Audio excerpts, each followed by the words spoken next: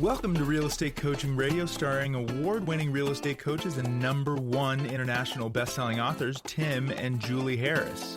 This is the #1 daily radio show for realtors looking for a no BS, authentic, real-time coaching experience. What's really working in today's market, how to generate more leads, make more money, and have more time for what you love in your life. And now your hosts, Tim and Julie Harris. Welcome back. We are going to pick up where we left off yesterday. And we were talking about 10 secrets how to stop worry and doubt. And thank you for all the positive feedback we had on yesterday's show, which was part 1, and this is part 2.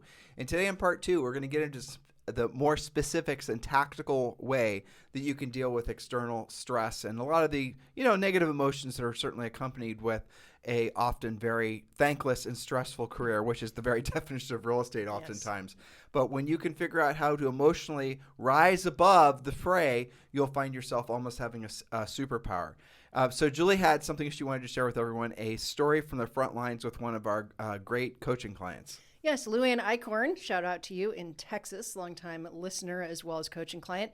And Luann and I had a little, a little chat about the frustrations of lower inventory. So first, Tim, you and I were talking about we're seeing some increase in inventory. So there's good news. Well, let's put some meat on that bone. So we pay attention to many, many different real estate markets. Mm-hmm. Julie and I monitors a handful of them. I monitor others. And what we look for, frankly, is just new listings. New listings, what's pending. We primarily focus on the markets where Julie and I have rental properties, obviously. And we did notice, I specifically noticed today, a fairly dramatic increase in some of the hottest zip codes where we have rentals in inventory. So there's no doubt going to be a strong spring market, and you got to think how the market's going to react. But the houses will obviously go incredibly fast.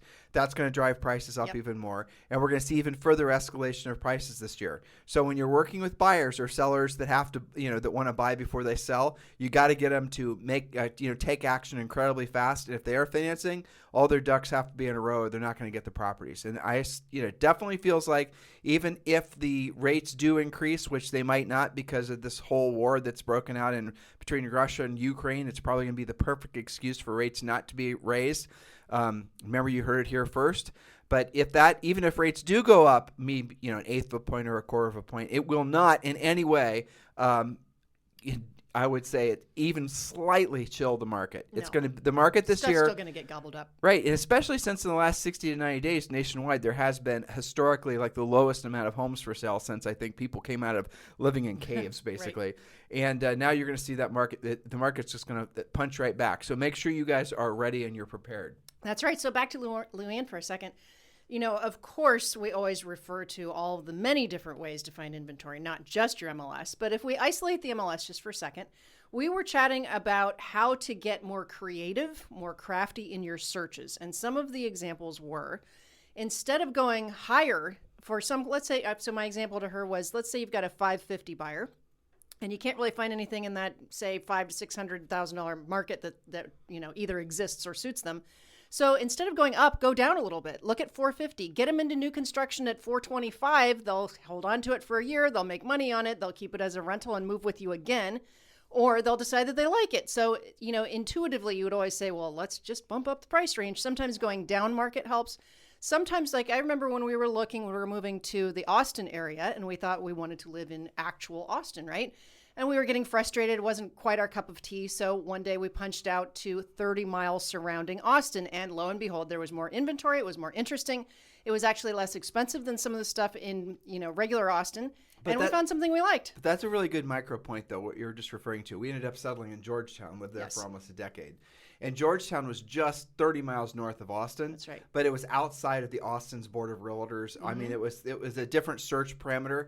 But if you don't know how to use the MLS, let's just start there. But even you have to expand your search.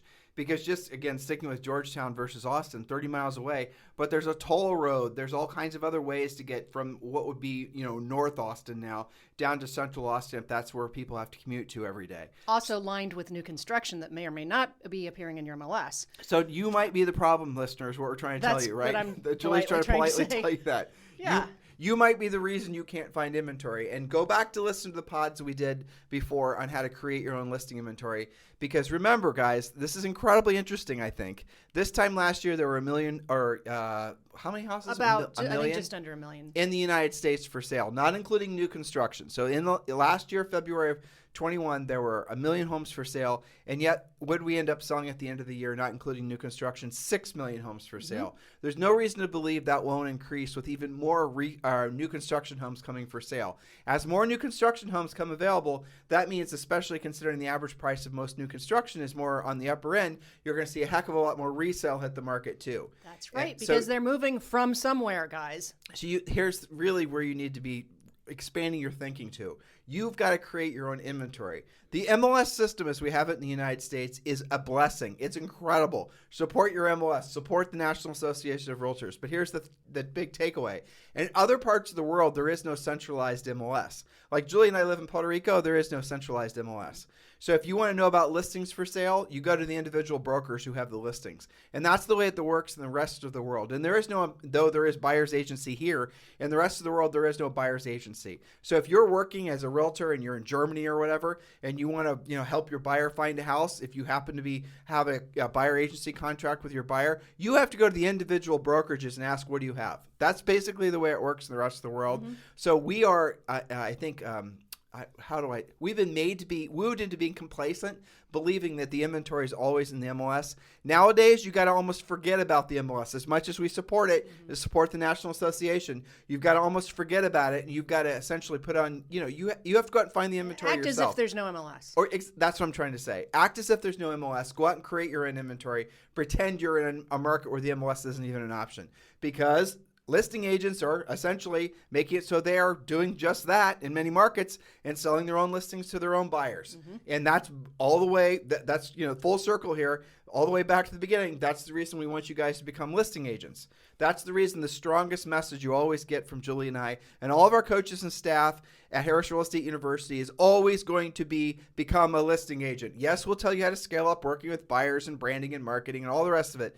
But all your best energies every single day have to be focused on becoming a listing agent, because on the other side of that is everything, or is basically all the reasons you got into real estate in the first place. This is true. And so if you're ready to become a Premier coaching client, just text the word Premier to 47372. And when you do, you'll be taken right to the Premier Coaching website, and then you can join Premier Coaching for around $100 a month. And this is your A to Z solution. You guys love the podcast, we know, because this is the #1 listened to daily podcast for real estate agents in at least the United States. You love our book, Harris Rules, we know, because it continues to be a bestseller everywhere. Well, you aren't going to believe the value you get for around $100 a month, depending on how you decide to join with the Premier Coaching Program. So text the word Premier to 47372, and you can join right away. Remember, message and data rates may apply. Yes, and don't forget, the month just changed, and that spells Expired Palooza. Listing agents, up-and-coming listing agents, look outside of your favorite MLS code. Stuff does expire. So before we get to the next point, you guys should do what Julie just said as your homework from today's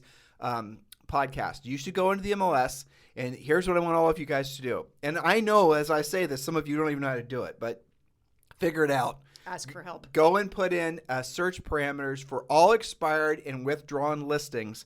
You can even go into looking for notice defaults and things like that. But just look for expired and withdrawns and go back 12 months and count how many there are. Even in these hot, crazy markets, you will be shocked. Now, here's the rule. Your entire MLS, not just the little 5-mile radius that you limit yourself to, your entire MLS. Well, and then you can whack it back to something more manageable if you find that you have hundreds, which you may, and you'll all be surprised by that. And one of the first things we teach you how to do is actually go after those expireds to make those expireds your active listings. So these are every single conversation in your head at this point, especially in a market like this, needs to be going back to the question that hopefully you're going to be introspective enough to ask yourself, why the heck am I not prominently a listing agent? Why am I not spending my best energies every single day on being a listing agent? Once you accept that that is your job, that is the job of a real estate professional, and all this other stuff is this fluff or stuff you never need to really do at all. If you guys can learn how to be proactive lead generators, pre-qualifiers,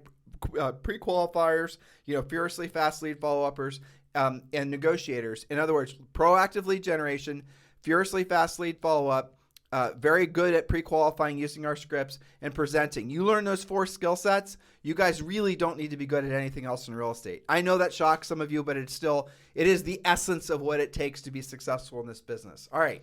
Yes. So let's get back to point number 4. Now, we're talking about, this is part 2 of 3, possibly 4. We're talking about 10 secrets how to stop worry and doubt, and we're using the Stoics as some examples of how to be thinking and what to be doing. And if you're not clear on who the Stoics were, get caught up with yesterday's podcast. So this is point number 4.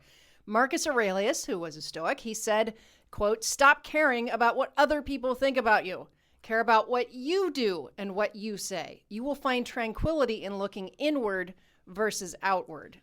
So how do you take that, Tim? I wanted to kind of discuss that a little bit with you, because I think that can be applied to many different parts of life and business. Well, the first thought that I had when you were reading that was that how infrequently people think about anybody else other themselves. Yeah. That's actually was my dominant thought. Like, if you think about, listeners, how often you think about anybody else other than you, even when you do think of somebody else, it's probably just for a fleeting millisecond. And how they relate to you. Right, exactly. Everyone has, essentially you're your own center of your own universe, and that's how most people think. So let's just start with the simple fact that most people probably aren't thinking about you ever.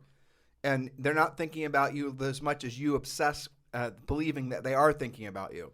And I'll tell you, the other place this went to is this whole panacea of bullshit that basically a lot of people are so stuck within believing that everyone is thinking about them all the time is what feeds the ego, and it torments your soul. It really does. It makes you crazy thinking about other people are thinking about you, and even people that should know better, people that are, frankly, who've been on this, been spinning around this planet for a few decades, and even maybe 4 or 5 decades or more. They actually spend too much time thinking about what other people think about them, whereas their better energies or their best energies should be spent trying to be of service to other people. So if you pivot away from the obsession with yourself and start focusing on being obsessed with helping other people, then you will find not only do you lose the narcissistic, egotistical perspective on life of you being the center of the world, or universe really, you're also then going to start finding yourself being much more fulfilled, much happier, oh, by the way, considerably wealthier, because everything you want in life is on the other side of being of service to other people. That is what I was thinking. Very good. I think that we will leave it at that. I don't need to add anything to that. So, but related to it is point number 5, process your emotions, don't ignore them. I think there's a difference between what they're saying versus giving your emotions too much credit, like we were talking about yesterday. The Stoics journaled. They asked questions and they wrote letters. They didn't suppress their emotions. Instead, they reflected and analyzed them. The Stoics said you should, quote, domesticate your emotions. I thought that was an interesting way of looking at it, because when you domesticate a wild animal, you have to work with it, you have to understand it, you have to analyze it, you have to build your skill. Okay, so do that to your emotions. With that last sentence, Julie, read my mind. What am I thinking right now? I know you're trying to domesticate our child. Yeah, and what was the T-shirt you had her in yesterday? Nearly feral. Yeah, Julie. Actually, she picked that out herself and said it was her angry shirt. Yeah, she put on a black and white shirt and it said "nearly feral" because she woke up in a bad mood. How funny is that? Maybe she was being introspective. But here's the thing: what this point is, it's asking you to be introspective about how you're feeling. Which means you have to be conscientious of how you're feeling, yes, versus basically just being a victim to how you're feeling. Yes, and just doing the feeling and letting it control you. Versus how do you feel right now? This is an interesting exercise, really. This is the introspective part. How do you feel right now, listeners? Do you feel angry? Do you feel sad? Do you feel anxious? Do you feel this? Do you feel the other thing? Well, don't worry about why you feel the way you feel. Ask yourself if the way you're feeling is actually the way you want to feel, right? Because if you don't like the way you're feeling, if you don't want to feel angry, anxious, or sad, or whatever, then you can actually observe your current state of emotions. Don't worry about why you're thinking the way you think or feeling the way you feel. That is, I promise you, a black hole of energy. Just say, I don't want to. There's no real reason for me to be feeling anxious right now. There's no real reason for me to be. I should be right now, I need to make myself present. And remember, we shared with you guys yesterday, if you want to move yourself from an emotional state that's not conducive to the accomplishment of your goal and your purpose on this planet, then put yourself in a state of gratitude. Think things that you're grateful for. Do things that are overtly say, Julie, I love you. I appreciate you. Overtly say to people around you that you appreciate them. They're self-serving. Go to iTunes and give us a 5-star review, or if you're listening to us on our YouTube channel, subscribe to the channel and give us a great review. Do things that will overtly show gratitude towards people that are bettering your life. And that will put you in a state where that is how you trick yourself out of, or that's how you manipulate your own state away from being in a downward adult, failure spiral of dark emotions into a state where you're going to be present, and then you can start being in more control of your emotions. So the trick is, how do I feel right now? I'm feeling anxious. All right, don't worry about why you're feeling anxious. Don't think about it. Okay, just you're feeling anxious. Now, step number 2, how do I make yourself in a state of gratitude? What are you grateful for? Come on. Oh, I'm not grateful for anything. I'm in a pissy mood. Well, how's that working out for you? Let's keep working on it. So what are you grateful for? And really drill down and come up with some things, even if they're superficial things to start. As your mind starts to go, gratitude breeds more gratitude. And then after that, what you'll find is you change your emotional state to something that's putting you in a present state, and now you can get back on your emotional mission and be of service to other people. I'm oversimplifying it, but it all starts with what point number 2 was, or point number 5 rather, which was absolutely positively monitor your emotions, but don't react to your emotions. Your reactions, that's a huge mistake, that people feel entitled to constantly be reacting to their emotions. That's what Twitter is, right? Twitter's a bunch of unfiltered, unregulated, non-introspective emotional responses. It's just brain gas. And how frequently do your emotions change? That's the ultimate, your emotions will betray you. That's one of the things that we talk about on this podcast. And that shocks some people, but it's also true. Why will they betray you? Because you can be feeling something right now and then 5 minutes later not feel that way.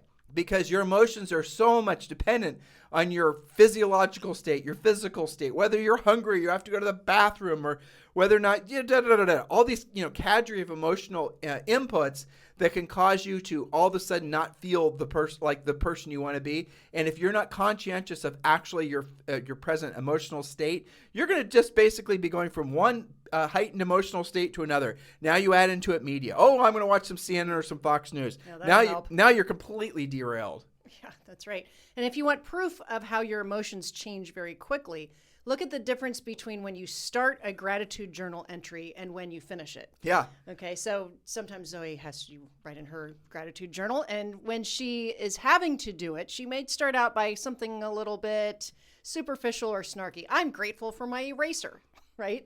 Because she's having to do it. But by the 3rd page, she's actually writing in paragraphs and drawing pictures, and I'm grateful for my family, I'm grateful for my friends, and so your first reaction is not the same as when you come out the other side of that. Because the emotional state of being in gratitude breeds more emotions being in gratitude, which removes the negative emotions, which puts you in a state of presence, which all of a sudden makes it so you rise above. See, the negative energies, the negative emotions, there's no benefit to having them. Nope. None. There's no benefit to complaining. There's no benefit to bitching about anything ever, because there's nothing that's positive that comes after it. Nothing. You think you feel entitled to complain about anything, but what comes after that? Do you feel good about yourself or worse about yourself?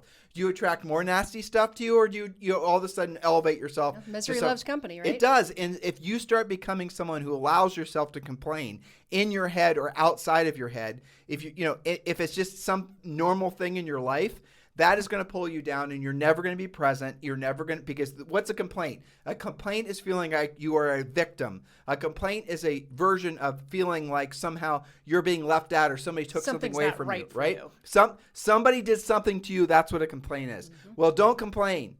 Don't have anything to do with that. Don't associate with complainers, because there's nothing that's positive that comes after essentially allowing those types of emotions to saturate your mind and your mindset.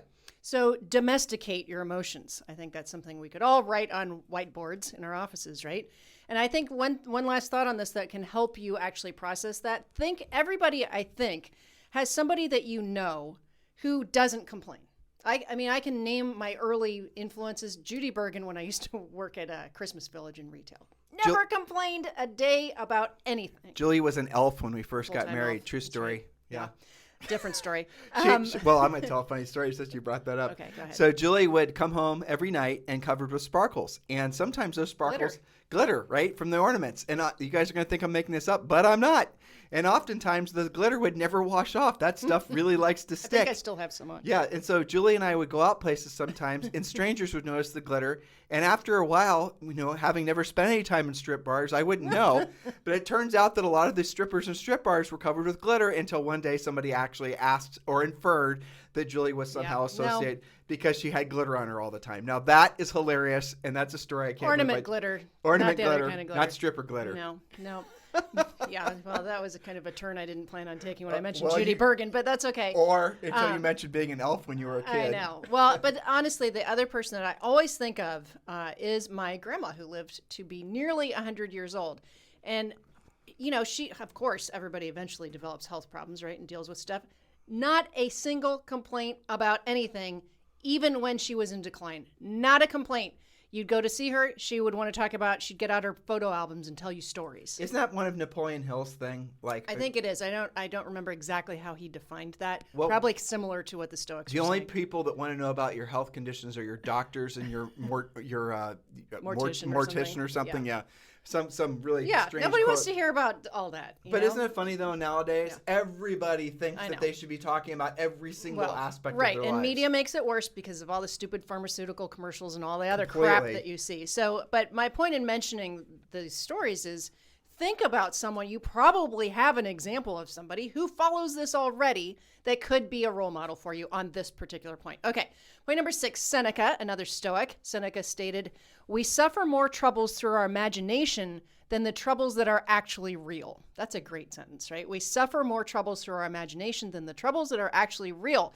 Most of our anxiety is self-created. Mark Twain agreed with this thought as well. As you can hear in this quote by him, he said, "I've experienced a great deal of pain and suffering in my life, most of which has never happened," meaning it was in his head. So give up your worry. You control your now and you prepare for your future.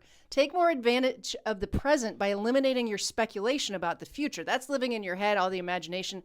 I'll tell you, the number one place I see this with coaching clients, Tim, they'll get kind of stuck in a transaction or somehow there will be what they perceive to be ghosting going on. Mm-hmm. Okay. And what do? They immediately make up a story. Oh, that client must not like the last meeting that we had. Oh, that agent isn't calling me back because they think I'm a newbie. All this, all that. And the coaches always ask them, do you have any evidence of that's actually true? Or are you just making up a dramatic story in your head? Julie, take that point. So as real estate coaches, having done this since really you and I are beginning of time. Really, since, we've been doing this for over 20 years. Yeah. We have come across an abnormally high number. A lot of people in the real estate business have drug and alcohol problems. That's true. The simplest way of saying it. Yep. And most of them are high-functioning addicts of some variety. Yes. We would go to conferences and whatnot where there would be people doing drugs in the bathroom. And this is like a fairly normal, real estate people, when you put a bunch of them together, there's 3 things they're going to consume too much of: coffee, donuts, and alcohol.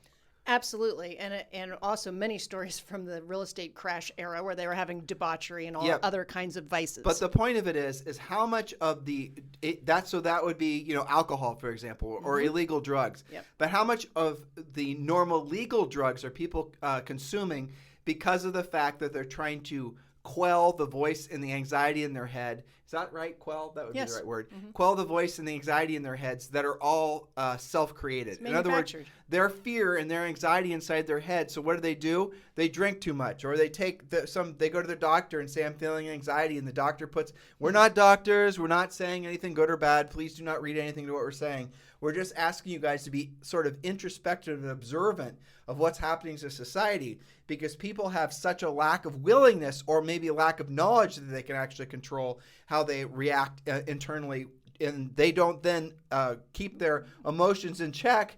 Their emotions then... They're not domesticated. They're not domesticated, right. And their emotions go wild in their heads, the feral emotions, and all of a sudden... That's his quote. Exactly. And all of a sudden, what you're dealing with is somebody who is a version of insane. Yeah, they're out of control, quite literally. And they're not in emotional control. They're not in control of their health. They feel anxious. They feel all these different things. And then they add to it, either legal or illegal, some sort of substance. Which makes it worse and creates a whole other problem. Exactly. But it all started where? In their head. It wasn't even real.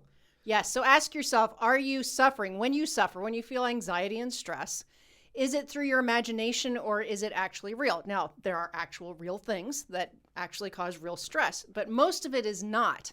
So most of the anxiety is self-created. That's something to be introspective about. I mean, Seneca knew it back 2,000 years ago. Isn't that fascinating, guys? These points are over 2,000 years old. I know. You know, isn't it incredible? I mean, they had Well, wine. it's the human condition. They were humans too. They had wine back then, by the way. Right. I guarantee you there are day drinkers back then. For sure. Yeah, Actually, for sure. back then, wine was safer to drink than water, so probably for Yeah, sure. they did. That's true. Yeah. Yep. Okay, point number 7, choose not to be harmed. This goes to the victim talk that we just had. Don't suffer narcissistic injury. It is the agony of the fragile. People can hurt you, but not harm you. That's something the Stoics said time and again. People can hurt you, but not harm you unless you allow it. Eleanor Roosevelt said, quote, "No one can hurt you without your consent. You choose how you feel." Now, typically, you'll feel that first reaction. You'll be offended by something. You'll be hurt by something. That's fine. But the harm is a different thing. Harm is the long-term manifestation of taking that hurt too far. So let's do a little coaching here. And Julie and I are going to vamp on this together. I want to pretend that every single one of you, and there may be 20 or 30,000 of you that download this podcast. Number one, listen to daily podcast for real estate agents in at least the United States. This podcast has been downloaded over 20 million times, well over at this point. I'm going to actually believe that every single one of you are going to call expireds this weekend. Or now, right? Okay. It's the first of the, I know. It's not true. I know, but let's just pretend. I'll play along. Okay, so here's I'd what's love gonna for that to be true. You guys are going to use our scripts. You're going to do what you don't want to do when you don't want to do at the highest level. You're actually going to do the real work of real estate. Congratulations. You're going to get on a phone call, and the first call you're going to have is not going to go perfectly. They're going to say things that you don't know answers to. You're not going to be experienced at it. You're not going to be very smooth. It's going to make you uncomfortable. It's going to expose all the insecurities that you've been carrying around forever, that maybe you're not good enough. Maybe you're too old. You're too young. You're not smart enough. You're not whatever. In other words, you're going to have this one little tiny experience on this first call that you make to an expired, who, by the way, could have very well listed with you. And you're going to have this one little overreaction in your head. And all of a sudden, that's going to spin off into years of psychological harm that you're going to allow yourself to suffer from. You're going to have one little bad experience. And those of you who've been in the business for a long time, you've done this before. You know what I'm talking about. Yep. It's time for you to turn it around. And then you had that one little bad experience and your ego said, "I told you so." Yep. You are not good enough. You can't prospect. Don't seem like you're you don't want to appear like you're a pushy salesperson. You need to do TikTok videos and eventually people will call you or whatever And do you see how uncomfortable you were? And Yeah. you see how you broke out into a sweat and you stumbled on your words and there was awkward silence? You see? Yep. And your brain fills with all kinds of negative emotions, none of which you know where the hell they came from. They just come out of every single closet in your head. Every single, underneath every single bed and every single trunk is open. And all your negative thoughts come out and just beat you across the head with "don't do it again." And you never do it again. And then weeks pass, years pass. And then all of a sudden, basically, you realize you should have moved past that and not allowed the perceived psychological harm of feeling somebody even marginally reject you cause you such long-term scars. And that is what happens to us as we get older. Now, when we're kids, like I look at Zoe, quite frankly, she's covered with bumps and bruises now. And she gets her ass up and she goes back at it again. She might, give it a nasty look to something, but the reality of it is she moves past it, right? Yes. But how many of us, as soon as we get a tiny little infraction, we all of a sudden just back off and say, "That's not for me. Yeah. I'm gonna go buy leads from Zillow. I'm out. I cannot actually conflict free." Exactly. That's what the fallacy of modern civilization is we try aggressively to never make ourselves uncomfortable. That's really what's essentially, if you want to know what the bitter truth is, why most people, especially nowadays, will never really get close to succeeding at really any meaningful way in their lives at the level which they otherwise could have. It's because every single human that you know, including probably you, wakes up in the morning and all you're wanting to do is go from comfortable situation to comfortable situation to comfortable situation. It's what Julie and I call living a nerfed up life. And that's what is feeding the problems in our industry. And frankly, the problems in our society. We are entitled to think that our emotions and how we feel are more important than the people we are, the people we help, and the people we become. And that's why you give up too soon. Yep. That's why you make a call or two. I talk to you guys all the time. "Oh, I tried to call a for sale by owner, but, They hung up on me. So what'd you do next? You gave up, or did you call another one and another one?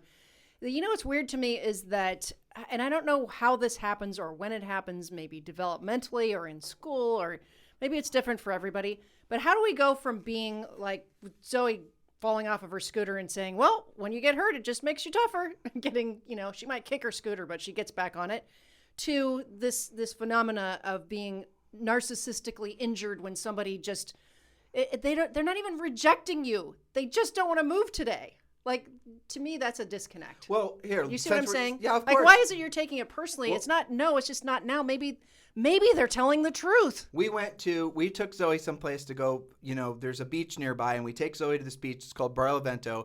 And Zoe can go out there, and most times she's going to find some kid she knows from school, and she's going to be able to play with that kid. This day, no kids there. There was a family of, 4 or 5 kids. Mm-hmm. They all were siblings, brothers and sisters. And they all knew how to play with each other. They all were, frankly, way too aggressive with each other. Zoe's an only child, but she went out there and she started playing with them. And they all summarily rejected her because they had the girls had things going, the boys had things going. Zoe didn't fit in anywhere. They didn't know how to, She's kind of an intruder. She was an intruder, basically. So she comes back, and she sat down beside Julie and I, and Julie and I are looking at the ocean. We saw what had just happened. We didn't say anything to her. She wasn't crying. And we said, Zoe, go find some other kids to play with. And then, these kids just want to play with each other. And we pointed at them, and we had her look over there. They're just brothers and sisters, Zoe. They just know how to play with each other, and they didn't know you. It has nothing to do with you. It's them wanting to play with each other. It has nothing to do with them rejecting you. She put that into her little kid brain, and she went out there and she found a new crop of kids to play with. Yes, but that's maybe the edge of something as we mature. Well, versus had we coddled her up and said, oh, Nerfed it's so her bad, up. and go talk to her parents about how me and the kids were one of the kids hit her with a stick. Who cares? Get over it. And then, seriously. I know. And then if we would have, it's so bad, let's go talk to the parents. Well, some parents would actually get into it with the parents over it. Exactly. And because they were offended by it. Right. And, you rejected my kid. Your kids rejected my kid, And Julie and I said, well, go find some new kids. Yeah. But how are we raising ourselves as adults? Right. When we face a little bit of, headwinds, Adversity. we stop. What the hell has happened that we stop? Why have we tried? Why have we worked so hard to not actually have to work hard? Don't you realize that on the other side of that is going to be failure? It's going to be disappointment. The other side of doing what you don't want to do when you don't want to do it at the highest level, and always staying in tune with what your true North Star is, which is being of service to other people, that is ultimately what is going to remove you from your egotistical state of worrying about yourself, realizing that your highest and truest purpose on this planet is helping other people. That is the ultimate, antidote to the ego and the narcissism. It is, and I'll put some color on this. The flip side to this, when you push through this, and you stop acting this way, and you just do what you're supposed to do. Yes, you have to dial more, you have to talk to more people, make more contacts. This is business, right? So when you do that and you start to have those victories where somebody does say, yes, I was thinking about listing my house. I've already got 2 other appointments set up. Why don't you come over this afternoon? I'd love to talk to you about that. When you start hearing the yeses, no matter how many times you've had to hear no or get hung up on or get offended temporarily, okay?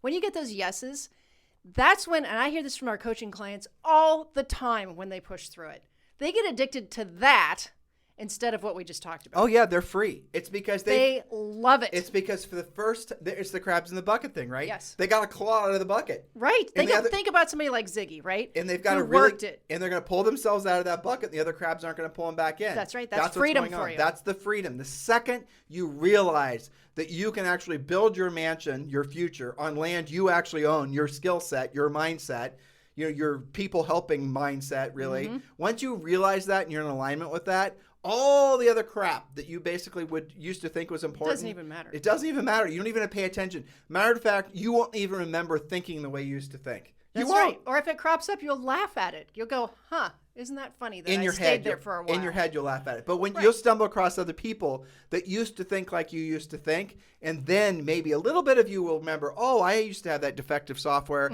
That used to be my old crappy operating system, but I moved past it. You won't remember how you did it, honestly. Many of you won't. You just won't be thinking like that anymore. Because you'll be focused on the victory. And you'll be focusing on what's next. Yes. And what's next is going to involve scaling up the same mindset. Skill set combined with being of service to other people equates to unlimited potential. That's really the bottom line of life, guys. It truly is. It is. So these I love these stoic points because too. you can apply them to your personal life, to your business life, to your family life, everything. You know, there's nothing really more exciting than when an agent has a breakthrough and they say something like, you know what? I actually followed the 7-step listing process for the first time on this next listing appointment, and it worked. Yeah. It worked. I want more of that. I'm going to do more of that because that unlocks their potential. Exactly. That's exciting. Yeah, it's when you guys start to feel free. You know, freedom is ultimately, if you really drill down, that's the reason you got into real estate. That's what our hearts and our souls want more than anything else, is a sense of freedom. The unburdening of the need to actually to live a transactional life. Not just transactional in the sense of doing real estate transactions, but transactional in the sense of how you actually interact with other people. When you can move away from having a transactional life, I'll do this for you if you do this for me, scratch my back, I'll scratch your back. When you remove the burden of having to earn money, you will then discover that there's a whole facet of life that is extraordinary, that you will, frankly, you'll become a version of yourself that I do believe all of you can feel it inside of you, this version of yourself that wants to be free, that wants to essentially be manifested in this life. But the transactional nature of how you think and how you operate, and frankly, how you have to earn your income, will always keep you essentially tied to the shore. You'll never actually be able to leave and go out to sea. Right, but between now and that freedom lies your skill set. That's it. That's the bottom line. And that's something that 100% of our listeners can obtain, can polish, can take to the next level. And you're not going to get it from listening to a million podcasts, even this one. You're not going to get it from listening to a bunch of YouTube coaches. You're going to, Julie and I were at the gym today, and we hired somebody. We thought we knew it, get the kettlebell coach, right? And so we hired a kettlebell coach. You guys can look at our suffering on Instagram. It's Tim and Julie Harris, or Harris Real Estate University. It's the same account. But you can go there. We're doing kettlebells, and there's this guy that's, frankly, beating the crap out of us. I mean, we went the first day, and the second day we went, we were walking like we just got off a horse, and we looked like some sort of, because we could. We were clearly injured. Our legs wouldn't even go straight. Then he asked us where it hurt. He says, "Good, that you're doing the right thing. Let's do more of it." That's my kind of coach, frankly. I know, but we were dumb enough to tell him where everything hurt so he could do more of it. But, he is a really good coach, I have to say. We would know because, we teach the coaches too, right? But what makes a great coach is that he clearly is a specialist at kettlebells. Kettlebells. I've been doing a kettlebell workout, my version of it, after taking one class, which is equivalent to sampling something on YouTube. I thought I knew what I was doing. Exactly. And I did it, and I basically have it right. But there's a huge difference between somebody who is intricately right and highly skilled at it. That's the difference between coaching and training. Huge difference. That's the difference between, so some of you have never experienced what we're talking about. That's right. Somebody to listen to what you say, observe what you're doing. Many of you have never had that experience before. There's a huge difference between doing that and then watching some video on YouTube. Huge difference. It's a reason why many of you guys are still struggling at, just essentially launch to the level that you otherwise could, because you don't know what your blind spots are. Well, that's called unconscious incompetence, right? Exactly. And we experience this every time we have a class with him that we're, our session Mostly we're doing you, together, I do it perfectly. Right? Yeah. But did you see one of his coaching techniques? Because I always like to try and observe and pick up new things, right? So one of the things, and I would say that we are maybe emerging from unconscious incompetence. He's pointing out things that we don't know and learning to be competent on various individual things we're doing. So one of the things that he'll do is he will teach you, then he'll teach me, and then we'll do the exercise, right? And he'll ask me if I can tell him what you might be doing off a little bit, maybe something that's a little bit wrong. Actually, if I remember correctly, it's mostly and he does that to you. Mostly he's asking you if you're observing all the things I'm doing right. Mostly right. But stay with the coaching point, though. And then he's asking you all the places that you can improve based on doing it perfectly. Exactly. That's what I remember. I'm sure it is. But what he's doing is he's trying to get me to observe the technique, right? And so I found it interesting that I will sometimes be guessing, like I don't necessarily know what you're doing. Not exactly right. He had us tossing and catching 35-pound kettlebells. Like, who does that? I didn't even know you could do that. I was thinking while I was doing that. That's unconscious incompetence. Well, I was didn't thinking know. while I was doing it, this is a practical skill. How? Yeah, like what? And then he'll explain to you how it's a practical skill. Right. Well, it's because one thing's building on another. That's right. But my point is that He will then tell me exactly by looking at you for 10 seconds, you just need to tweak this a little bit. That's the difference between a good coach and just a trainer. Right. Okay. Because we have seen trainers in that same gym who will set somebody down on a machine and then go check their email. Exactly. Or when you're watching somebody else do it, it's not the same as being watched by somebody who actually knows how to coach you. And again, if you intuitively, every one of you know what I'm talking about. And that is the essence of what a really great coach does. Now, in our business, we have training and we have coaching. We do offer both. The training costs a lot less than the coaching. Let's just be clear about that. And the great, frankly, the best way for you guys to get involved in our coaching program is to join Premier Coaching. And Premier Coaching is something, it's our life's work, really. And it's all the details, all the specifics. We're constantly updating it. But if you guys are ready to join Premier Coaching, which every single one of you should be, text the word Premier to 47372. Text the word Premier to 47372. And when you do, we'll show you how to join Premier Coaching for around $100 a month, just depending on which path you choose. And again, remember, this is something in every single one of you. If you know you're looking for it, stop taking half measures, become a Premier Coaching member, text the word Premier to 47372. Remember, message and data rates may apply. All right, so we're going to pick up tomorrow where we left off today. Thank you for continuing to make this the #1 listened to daily podcast for real estate professionals in the United States. You guys have a fantastic day. We'll talk with you on the show tomorrow. This podcast is a part of the C-Suite Radio Network.